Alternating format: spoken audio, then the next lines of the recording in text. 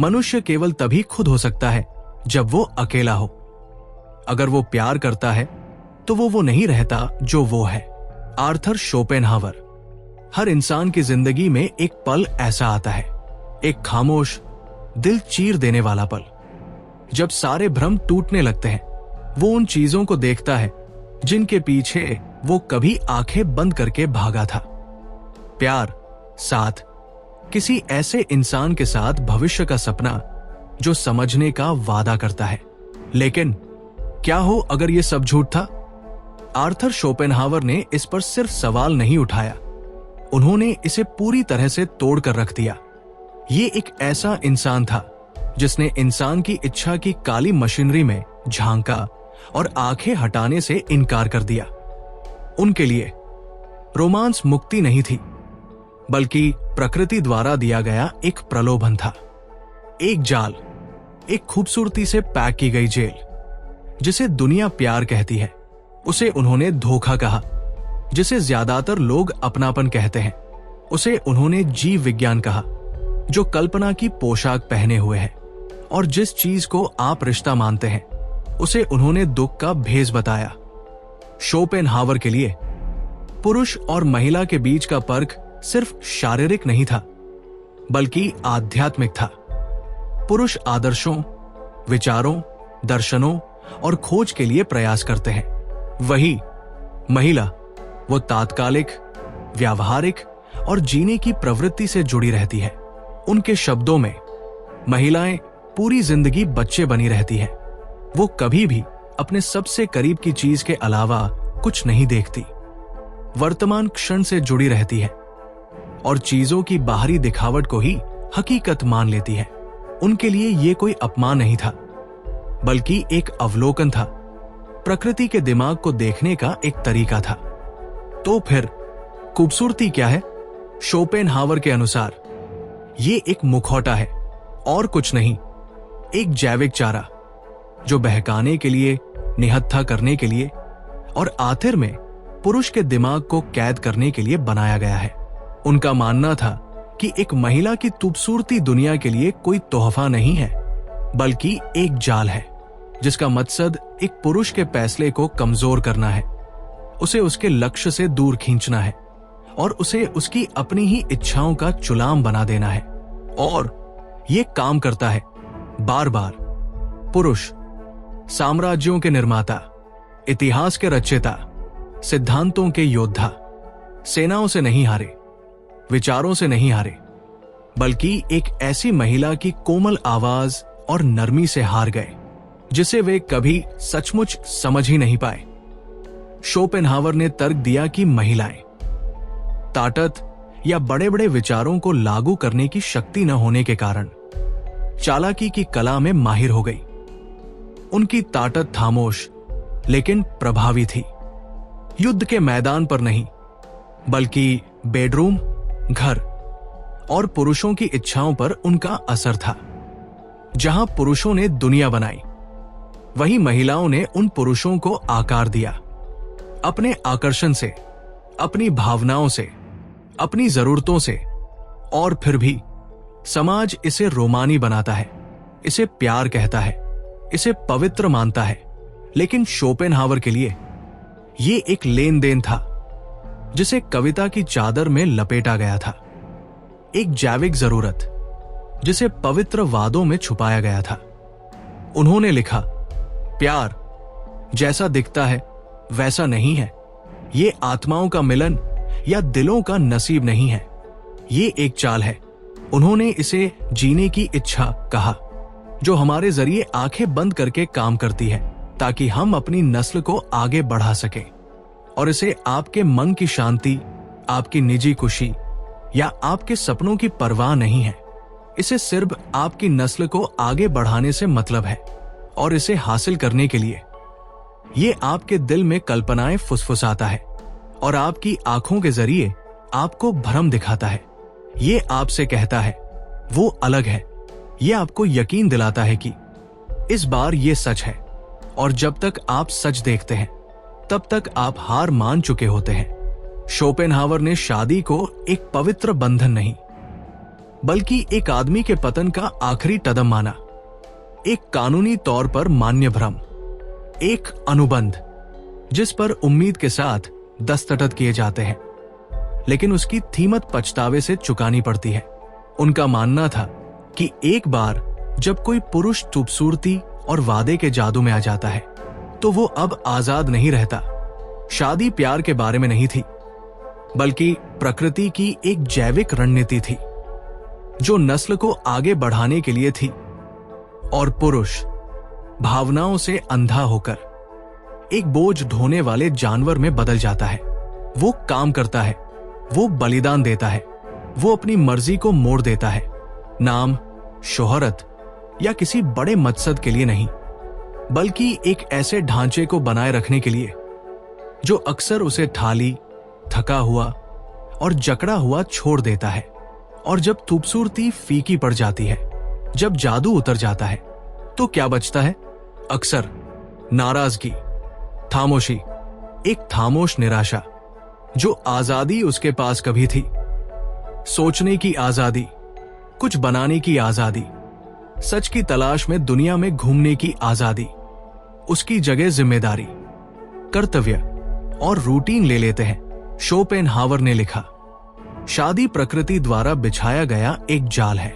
जीने की इच्छा भ्रम में लिपटी हुई है और चारा एक महिला की मुस्कान, उसकी कोमलता, रिश्ते का वादा है। लेकिन इन सब के नीचे उन्होंने तर्क दिया है इंस्टिंक्ट, सर्वाइवल, रेपिटेशन। यानी कि इंस्टिंक्ट, सर्वाइवल और रेपिटेशन ये नधरत नहीं है, ये चेतावनी है। उन्होंने महिलाओं को खलनायक के रूप में नहीं देखा, बल्कि प्रकृति के डिजाइन के एक अनजाने एजेंट के रूप में देखा। उनका लक्ष्य कोई निजी दुर्भावना नहीं है, ये उनकी जैविक जरूरत को पूरा करना है, सुरक्षा की तलाश करना, अपने खुद के और अपनी संतान के सर्वाइवल को सुनिश्चित करना। और ऐसा करने के लिए शोपेनहावर ने दावा किया, महिलाओं ने भावनात्मक असर डालने में एक बेहतर स्किल हासिल कर ली। तर्क से नहीं, ताकत से नहीं, बल्कि बहकाने से, चालाकी से और इंट्यूशन से। और इसी जगह पर, इस भावनात्मक युद्ध के मैदान में बहुत से पुरुष हार जाते हैं, इसलिए नहीं कि वे कमजोर हैं, बल्कि इसलिए कि वे अनजान हैं। वे उस क्षेत्र में तर्क से लड़ते हैं जहां इंस्टिंक्ट का राज चलता है। वे वहां तर्क देते हैं जहां उन्हें विरोध करना चाहिए। शोपेनहावर ने देखा कि इस व्यवस्था में पुरुष अक्सर मोहरे बन जाते हैं। वे घर बनाते हैं, लेकिन वो उनका नहीं रहता। वे अपने करियर में मेहनत करते हैं, सिर्फ उसका फायदा दूसरों को देने के लिए। वे सपने देखते हैं, लेकिन उनके सपने जिम्मेदारियों के बोझ से कमजोर पड़ जाते हैं। और ये सब करते हुए वे खुद को यकीन दिलाते हैं कि ये सब पूरा करना है, कि ये बलिदान अच्छा है, यहां तक कि जरूरी भी है। लेकिन अंदर ही अंदर बहुत से लोग कुछ खोने का दर्द महसूस करते हैं। एक ऐसी आवाज जो अब उन्हें सुनाई नहीं देती, एक ऐसी आग जो अब नहीं जलती, उनके अपने ही एक रूप जो समझौते की परतों के नीचे दब गया है। उन्होंने इस हकीकत से सावधान किया, महिलाओं की निंदा करने के लिए नहीं, बल्कि पुरुषों को जगाने के लिए, ताकि वे उन ताकतों को देख सके जो काम कर रही है, उस पर्दे के पीछे देख सके, इससे पहले कि बहुत देर हो जाए। उन्होंने पुरुषों से महिलाओं के दुश्मन के रूप में नहीं, बल्कि सच्चाई के खोजी के रूप में बात की, क्योंकि शोपेनहावर के दर्शन में ये महिला नहीं है जो पुरुष को तत्म करती है, बल्कि पुरुष की महिलाओं के प्रति अज्ञानता है, उसके रोमानी भ्रम है। आकर्षण की इस चाल को चलाने वाली वजह को समझने में उसकी असफलता है, और इसकी उसे क्या कीमत चुकानी पड़ती है, ये समझने में उसकी असफलता है। तो त्रासदी ये नहीं है कि पुरुष प्यार करते हैं, त्रासदी ये है कि वे आंखें बंद करके प्यार करते हैं, कि वे एक ऐसे विचार को अपनी आत्मा दे देते हैं जिस पर उन्होंने कभी सवाल ही नहीं उठाया, कि वे इच्छा को किस्मत और बहकावे को सच्चाई मान लेते हैं। और जब आखिरकार ये भ्रम तत्म हो जाता है, जब हकीकत सामने आती है, तो वे सिर्फ टूटे हुए दिलों के साथ नहीं रह जाते, बल्कि टूटी हुई जिंदगियों के साथ रह जाते हैं। शोपेनहावर की खासियत उनकी कड़वाहट में नहीं, बल्कि उनकी स्पष्टता में थी। उन्होंने भावना को हटा दिया और अंदर की मशीनरी को बेनशाब किया। प्रकृति की कच्ची साफ ताकतों को, जो हम सबको चलाती है, चाहे हम उन्हें देखें या नहीं। उन्होंने पुरुषों को जुल्म करने वालों के रूप में नहीं, बल्कि अपनी ही चाहत के शिकार के रूप में देखा। उन्होंने तर्क दिया, पुरुष स्वभाव से महान होते हैं, तर्क संगत होते हैं, जुनूनी होते हैं, सोच और सभ्यता के निर्माता होते हैं। वे साम्राज्य बनाते हैं, बेहतरीन कलाकृतियां बनाते हैं, विज्ञान की पहेलियां सुलझाते हैं और महान दार्शनिक सवालों से जूझते हैं। लेकिन ये सब, हर उपलब्धि, हर प्रगति नतरे में आ जाती है जिस पल एक पुरुष अनियंत्रित इच्छा के आगे झुक जाता है। क्योंकि एक बार जब कोई पुरुष इस जादू के अधीन हो जाता है, तो वो अपने मकसद के लिए नहीं, बल्कि उसके मकसद के लिए काम करना शुरू कर देता है। वो एक व्यक्ति की मंजूरी के लिए अपना मिशन बलिदान करने को तैयार हो जाता है। वो आराम के लिए अपने मूल्यों से समझौता करना शुरू कर देता है। वो अपनी पहचान को ज्यादा स्वीकार करने लायक, ज्यादा सहमत, ज्यादा चाहने लायक बनाने के लिए फिर से ढालता है। ऐसा करने में वो भूल जाता है कि वो कौन है, और शोपेनहावर ने इसे सबसे दुखद विश्वासघात माना। समाज का नहीं, सिद्धांत का नहीं, बल्कि खुद का। उस आदमी की क्या कीमत है जो खुद को भूल जाता है?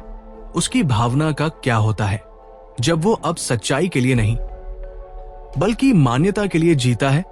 शोपेनहावर ने देखा कि बहुत से पुरुष मुश्किलों या जंग या तरीबी से नहीं टूटते, बल्कि प्यार से टूटते हैं, या बल्कि इसके भ्रम से, निर्भरता के हल्के जहर से। और यहीं पर उन्होंने तर्क दिया कि महिलाएं जानबूझकर हो या अनजाने में ताकत रखती है, क्योंकि उन्हें ताकत के जरिए हावी होने की जरूरत नहीं है। वे जरूरत के जरिए हावी होती है, मौजूदगी के जरिए, आकर्षण के जरिए, खामोशी के जरिए। वे शायद ही कभी आज्ञा का पालन करने की मांग करती है, पुरुष उसे पेश करते हैं, और वे शायद ही कभी बलिदान के लिए कहती है, पुरुष उसे स्वेच्छा से करते हैं। और इस तरह धीरे धीरे कटाव शुरू हो जाता है। पहले वो समय जो वो कभी अपनी महत्वाकांक्षाओं को देता था, फिर वो आग जो कभी उसके काम के लिए जलती थी, फिर वो अकेलापन जिसने कभी विचारों को जन्म दिया था। एक एक करके ये खंभे गिरते हैं, जब तक कि वह आदमी जो कभी सीधा खड़ा था, अब घुटनों के बल है, सम्मान में नहीं, बल्कि इस्तीशे में। उसका मकसद रखरखाव बन जाता है, उसकी चुशी टालना बन जाती है, उसके सपने किसी और के आराम को पूरा करने के लिए सिकुड़ जाते हैं। और फिर भी दुनिया इसे मनाती है। वे इसे परिपक्वता कहते हैं, जिम्मेदारी कहते हैं, यहां तक कि प्यार भी कहते हैं। लेकिन शोपेनहावर ने हमें सवाल करने के लिए चुनौती दी, क्या हो अगर ये बढ़ना नहीं, बल्कि आत्मसमर्पण है? क्या हो अगर वो आदमी जो अपनी आग छोड़ देता है, वो विकसित नहीं हो रहा, बल्कि पीका पड़ रहा है? उनका मानना था कि सचमुच जागा हुआ आदमी इन भ्रमों से परे देखता है। वो महिलाओं से नफरत नहीं करता, वो उनकी प्रकृति को समझता है। वो प्यार को अस्वीकार नहीं करता, बल्कि इसे वो देखता है जो ये है, एक ताकत जिसका सम्मान किया जाना चाहिए, पूजा नहीं। और सबसे जरूरी बात, वो अपनी आत्मा को उन चीजों से बचाने के लिए तैयार रहता है जिन्होंने एक बार खुशी का वादा किया था, लेकिन सिर्फ ध्यान भटकाया। ये अकेले रहने की बात नहीं है, बल्कि जागरूकता की बात है, पीछे हटने और ये पूछने की, क्या मैं वही आदमी हूं जो मुझे बनना था, या क्या मैं शांति, ध्यान या कुछ पल के आनंद के लिए कोई और बन गया हूं? शोपेनहावर की आवाज गुस्से की नहीं है, ये चेतावनी की है, एक खामोश लेकिन लगातार सच्चाई जो पीढ़ियों से गूंज रही है, पुरुषों को खुद के पास वापस बुला रही है। इससे पहले कि बहुत देर हो जाए। शोपेनहावर की दुनिया में पुरुष का सबसे ऊंचा रूप प्रेमी, पति या यहां तक कि योद्धा भी नहीं है। ये दार्शनिक है, वो जो इस खेल को वैसा ही देखता है जैसा ये है और इसे न खेलने का फैसला करता है। वह जो शोर से दूर हो जाता है, बहकावे से, दूसरों की तालियों से, और इसके बजाय अपने अंदर की खामोशी का सामना करता है। उनका मानना था कि सिर्फ डिटैचमेंट के जरिए ही एक आदमी आजाद हो सकता है, सिर्फ दूसरों के जरिए पूरा होने के भ्रम को छोड़कर ही वो अपनी असली प्रकृति को समझना शुरू कर सकता है। उन्होंने अकेले रहने वाले महान पुरुषों की ओर इशारा किया। बुद्ध, स्टोइक्स, संत और ऋषि जो अकेले चले, इसलिए नहीं कि उन्हें प्यार नहीं मिला था, बल्कि इसलिए कि वे पल भर के प्यार के लिए अपनी शांति को बदलने को तैयार नहीं थे। उन्होंने रोमानी मुक्ति के धोखे को देखा।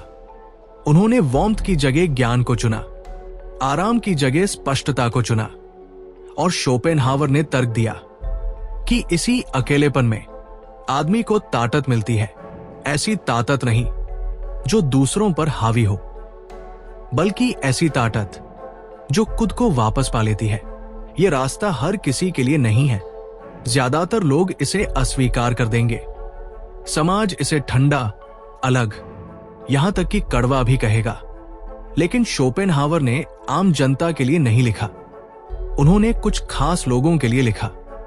उन पुरुषों के लिए जो देखने के लिए तैयार है, उन पुरुषों के लिए जिन्होंने ये पूछने के लिए काफी तकलीफ उठाई है कि क्यों। वे लोग जिन्होंने प्यार का पीछा किया, खुद को खो दिया और अब कुछ असली तलाश रहे हैं। मान्यता नहीं, आराम नहीं, बल्कि सच्चाई। और सच्चाई ये है, एक आदमी जो अपनी इच्छाओं को नहीं समझता, वो उनके अधीन रहता है। एक आदमी जो महिलाओं को नहीं समझता, वो उनके सामने कमजोर होता है। और एक आदमी जो रोमानी वादों पर अपनी पहचान बनाता है, वो उस पहचान को टूटते हुए देखेगा जब वे वादे टूटेंगे। शोपेनहावर हर आदमी को यह पूछने की चुनौती देते हैं, क्या तुम जागे हुए हो या किसी और का सपना देख रहे हो? यह प्यार का बहिष्कार नहीं है, यह अलग तरीके से प्यार करने का आह्वान है। अपने दिमाग से प्यार करने का, अपने मकसद से प्यार करने का, उस खामोशी से प्यार करने का जो दुनिया के शांत होने पर बोलती है। क्योंकि वह आदमी जो अपने विचारों के साथ अकेला बैठ सकता है और कोई भूख, कोई चाहत, किसी और चीज की कोई बेचैनी महसूस नहीं करता, वो आदमी है जिसे नियंत्रित नहीं किया जा सकता। वो आदमी है जो सचमुच आजाद है। तो अगर आप ये देख रहे हैं और आपके अंदर कुछ हिल रहा है, अगर कुछ दर्दनाक तरीके से, असहज तरीके से सच लग रहा है, तो इससे भागो मत, इसके साथ बैठो। इसे उन भ्रमों को जलाकर राख करने दो जिनसे आप चिपके हुए हैं। इसे उन झूठों को आपसे दूर करने दो जो आपको बताए गए थे कि आपको कौन होने की जरूरत है और क्या आपको पूरा करेगा। आपको कभी भी आराम के रूप में छिपी हुई बेड़ियों में जीने के लिए नहीं बनाया गया था। आपको कभी भी समझौते पर बनी जिंदगी में मरने के लिए नहीं बनाया गया था। आपको साफ साफ देखने के लिए बनाया गया था। अगर जरूरी हो तो अकेले चलने के लिए, उठने के लिए, इसलिए नहीं कि किसी ने आपको कहा था, बल्कि इसलिए कि आपको याद है कि आप कौन हैं। शोपेनहावर की क्रूर सच्चाई को दर्पण बनने दो ताकि आप दुनिया से नफरत न कर सके, बल्कि आप उसके झांसे में आना बंद कर दें। और एक बार जब आप साफ साफ देख लेते हैं तो आप कभी नहीं भूल पाते। अगर इस संदेश ने आपकी आंखें खोल दी है तो इसे शेयर करें, लाइक करें, सब्सक्राइब करें और दूसरे पुरुषों को वो सुनने दें जो उन्हें कभी नहीं बताया गया, क्योंकि सच्चाई आपको आजाद करेगी। लेकिन सबसे पहले ये वो सब कुछ तोड़ देगी जो आप जानते थे। अगर इस वीडियो ने आपके अंदर कुछ हलचल पैदा की है, अगर इसने आपके सोचने के तरीके को चुनौती दी है या दुनिया को थोड़ा ज्यादा साफ साफ देखने में आपकी मदद की है, तो इसे यही तत्म न होने दें। वीडियो को लाइक करें, इसे किसी ऐसे व्यक्ति के साथ शेयर करें जिसे सच्चाई सुनने की जरूरत है, और ज्यादा कंटेंट के लिए सब्सक्राइब करें जो सिर्फ पल से नहीं बल्कि दिमाग से बात करता है। और अगर आप इस संदेश में यकीन रखते हैं और इस मिशन को सपोर्ट करना चाहते हैं तो चैनल मेंबरशिप ज्वाइन करने या डिस्क्रिप्शन में दिए गए सपोर्ट लिंक को देखने पर विचार करें। आपका सपोर्ट इन बातचीत को जिंदा और फैलता रखने में मदद करता है।